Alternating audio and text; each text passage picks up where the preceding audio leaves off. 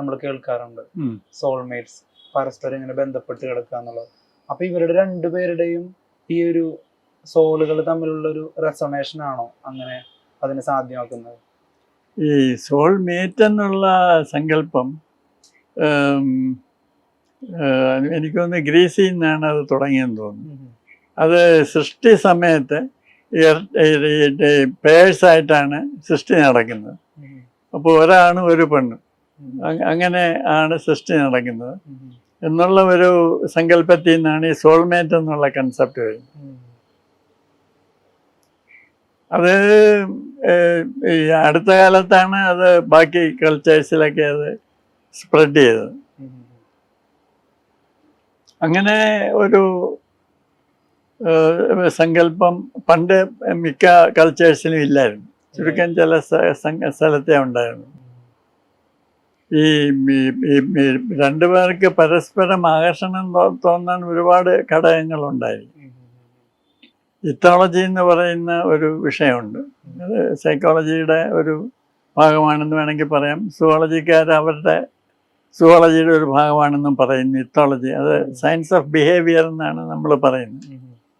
അതിൽ പറയുന്നത്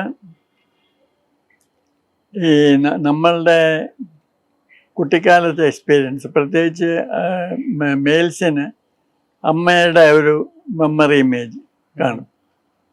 അപ്പോൾ അഡോളസൻസ് ആകുമ്പോൾ അമ്മയുടെ ഇമേജുമായിട്ട് സാമ്യമുള്ള ഒരു ഓപ്പോസിറ്റ് സെക്സിലുള്ള ഒരാളിനോടാണ് അട്രാക്ഷൻ തോന്നുന്നത്.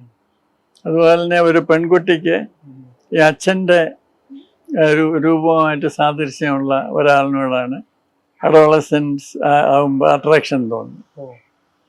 അപ്പോൾ ഈ സോൾമേറ്റ് എന്നുള്ള ഒരു കൺസെപ്റ്റിന് അവിടെ വലിയ പ്രസക്തിയില്ല.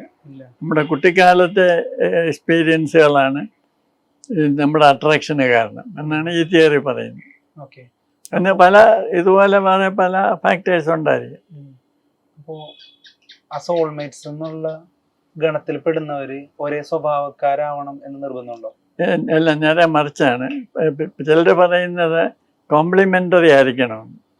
ഇപ്പൊ വളരെ ഡോമിനന്റ് ആയിട്ടുള്ള ഒരു പയ്യന് വളരെ സബ്മിസീവ് ആയിട്ടുള്ള ഒരു പെണ്ണിനെ ആയിരിക്കും ഇഷ്ടം തോന്നും. ഈക്വലി ഡോമിനന്റ് ആയിട്ടുള്ള ഒരു പെണ്ണാണെങ്കിൽ അവർ തമ്മിൽ ഒരിക്കലും ചേരത്തില്ല, ഭയങ്കര വഴക്കായിരിക്കും. സോ നമ്മൾ ഇഷ്ടപ്പെടുന്ന ആളുകളിൽ കാണുന്ന ചില ക്യാരക്ടറിന്റെ ക്വാളിറ്റീസ് ഒക്കെ സെയിം ആയിട്ട് റെസൊണേറ്റ് ചെയ്യുന്ന ഒരാളിലേക്ക് തോന്നുന്ന ഒരു അട്രാക്ഷൻ ആണ് അപ്പോൾ സോൾസ് തമ്മിലുള്ള ഈ സോൾമേറ്റ്സ് എന്നൊക്കെ പറഞ്ഞാൽ എന്നാണോ പറഞ്ഞു വരുന്നത് സാർ? അല്ല, കോംപ്ലിമെന്ററി എന്ന് പറഞ്ഞാൽ പരസ്പര പൂരകം ആയിരിക്കണം. ഒരാൾക്ക് യോജിക്കാവുന്ന ഒരു ടെമ്പർമെന്റ് ആയിരിക്കണം മറ്റേ ആൾക്ക് ഉള്ളത്. ഒരാൾ വളരെ അഗ്രസീവ് ആണെങ്കിൽ മറ്റേ ആൾ സബ്മിസീവ് ആയിരിക്കണം, നേരെ ഓപ്പോസിറ്റ് ആയിരിക്കണം. ഇപ്പൊ രണ്ടുപേരും ഈക്വലി സബ്മിസീവ് ആണെങ്കിൽ അതൊരു വർക്കബിൾ റിലേഷൻ അല്ല. ഇപ്പൊ ഉദാഹരണമായിട്ട് ഈ ഫിസിക്കലായിട്ടുള്ള ഒരു കോംപ്ലിമെൻ്ററി നേച്ചർ പറയുകയാണെങ്കിൽ, ഈ ഒരാൾ മുടന്തനാണെന്ന് വിചാരിക്കും, പയ്യൻ മുടന്തനാണ്. അപ്പോൾ പെണ്ണിന് നല്ല നടക്കാനുള്ള ശേഷിയുണ്ടെങ്കിൽ പെണ്ണിന് ഇയാളെ താങ്ങിക്കൊണ്ടുപോകാൻ പറ്റും. ഇപ്പോൾ പെണ്ണിന് കണ്ണ് കാണാൻ വയ്യെന്ന് വിചാരിക്കും. അപ്പം ഈ ഹസ്ബൻഡിന് നന്നായിട്ട് കണ്ണ് കാണാം.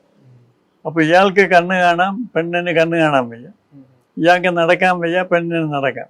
അപ്പോൾ രണ്ടുപേരും കൂടെ യോജിച്ച് എവിടെയെങ്കിലും പോയാൽ പ്രശ്നമില്ല. കാരണം പയ്യന് കണ്ണ് കാണാൻ പക്ഷെ നടക്കാൻ വയ്യ, അപ്പോൾ പെണ്ണ് താങ്ങിക്കോളും. പെണ്ണിന് കണ്ണ് കാണാൻ വയ്യൊക്കെ കാണാം, അപ്പോൾ ഇയാൾക്ക് പറഞ്ഞു കൊടുക്കാം എങ്ങനെയാണ് മൂവ് ചെയ്യേണ്ടത്. അതൊരു കോംപ്ലിമെൻ്ററി നേച്ചറാണ്, പരസ്പര പൂരകങ്ങളാണ്. എന്നാൽ രണ്ടുപേരും ഒരുപോലെ കണ്ണ് കാണാൻ വയ്യാത്തവരാണെങ്കിൽ അവർക്ക് ജീവിക്കാൻ കൂടുതൽ ബുദ്ധിമുട്ടായിരിക്കും. ഇപ്പം രണ്ടുപേർക്കും നടക്കാൻ വയ്യെങ്കിൽ അവർക്ക് മൂവ് ചെയ്യാൻ പറ്റത്തില്ല.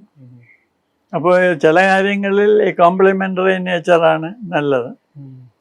അപ്പോൾ ചില കാര്യങ്ങളിൽ ഒരേ രീതിയിലുള്ളതായിരിക്കും യോജിക്കുന്നത്. ഇപ്പോൾ ഒരാൾക്ക് ഈ പാട്ട് കേൾക്കുന്നത് വളരെ ഇഷ്ടമാണ്, മറ്റേയാൾ സംഗീത വിരോധിയാണെന്ന് വിചാരിക്കും, അവരൊരിക്കലും ചേരത്തില്ല.